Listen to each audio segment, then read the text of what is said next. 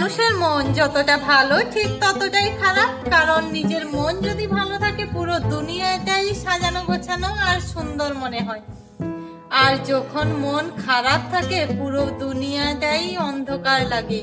আর এই অন্ধকার দুনিয়াতে নিজের টিকে থাকার লড়াইটা যেন আরো বেশি হয়ে যায়, তখন বাঁচার ইচ্ছেটাই চলে যায়। এমনই একটা গল্প নিয়ে আসলাম আমি তোমাদের সামনে, যেটা আমার নিজের সঙ্গেও হয়েছে।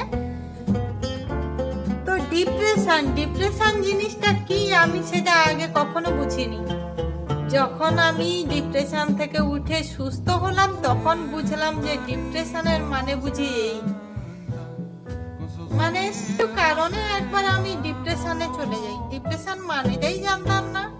আসলে ডিপ্রেশন হলো দিনের পর দিন মন খারাপ হতে লাগা থেকে দিনের পর দিন মন খারাপ থাকতে থাকতে মানুষ যখন একটা অসুস্থ মানুষে পরিণত হয়, খাওয়া ঘুম সবই চলে যায়, তখনই সেটা হলো ডিপ্রেশন।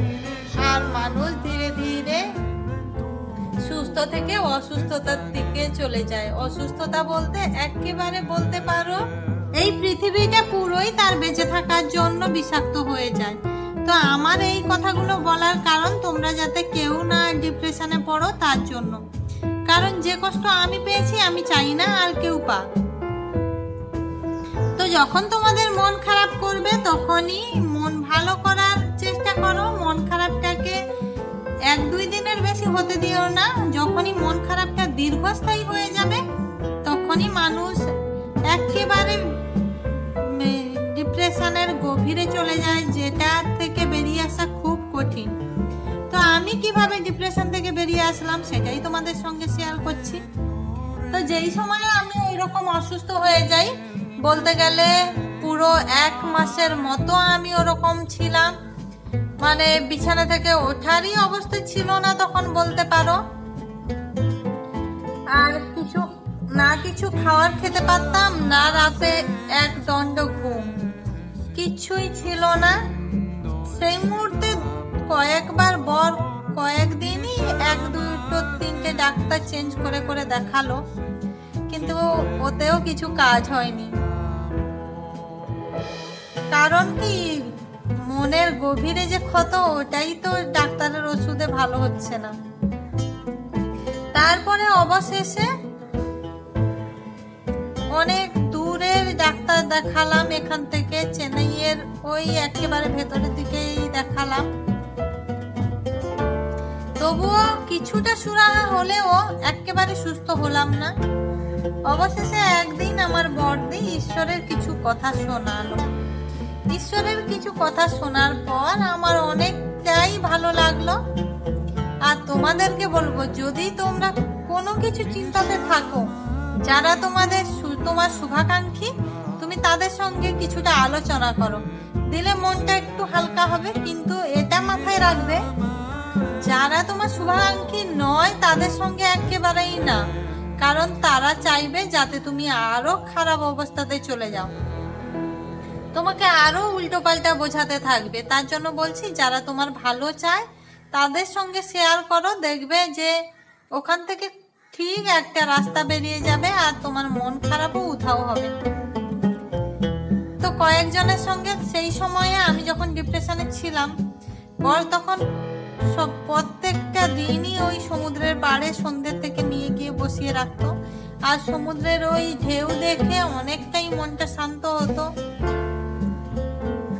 আর কয়েকদিন যে রুমে ছিলাম তখন আমি কিছুই করতে পারতাম না। ভাবছিলাম যে এই জীবনটা বোধহয় আমার এরকমই ভাবে কাটবে। আর তখন এতটাই কষ্ট হচ্ছিল যে তোমাদের কি বলবো। তো তাই এতগুলো গল্প করলাম তোমাদের সঙ্গে, মানে এটাই বলবো যে মন খারাপের জায়গাটা রেখো না, সবসময়ই মনকে ভালো রাখার চেষ্টা করো, হাসি খুশিতে রাখার চেষ্টা করো। আর এটা মাথায় রাখবে, সবার প্রথমে তোমার মন খারাপ হলে অন্য কারো ঠিক অতটা মন খারাপ হবে না। এই কথাটাই বলবো যে তুমি যদি নিজেকে ভালোবাসতে পারো তাহলে তুমি কোনো দিনই খারাপ থাকবে না, কারণ তোমার মনে হবে এটাই, আমাকে কেউ ভালোবাসুক না বাসুক আমি নিজেই নিজেকে ভালোবাসতে পারছি। এটা যখন মাথায় আসবে না, তখন তোমার মনে হবে যে এই দুনিয়াতে একজন তো আছে তোমাকে ভালোবাসার জন্য, সেটা হলো তুমি নিজেই।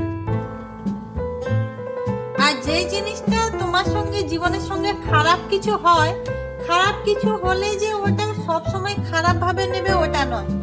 খারাপ কিছু আসা মানে তোমাকে জানতে হবে যে এটা থেকে আমাকে কিছু শিক্ষা নিতে হবে জীবনে। কারণ তোমাদের একটা এক্সাম্পল হিসাবে বলি আমি, যখন আমরা পরীক্ষা দিতে যাই পরীক্ষা হলে, তখন যেটা আমরা কনফার্ম অ্যান্সার সেটা আমরা লিখে যে আসি, ওই সঠিক উত্তরটা আমরা জানি যে ওটা সঠিক, ওটা নিয়ে আর মাথা ঘামাই না।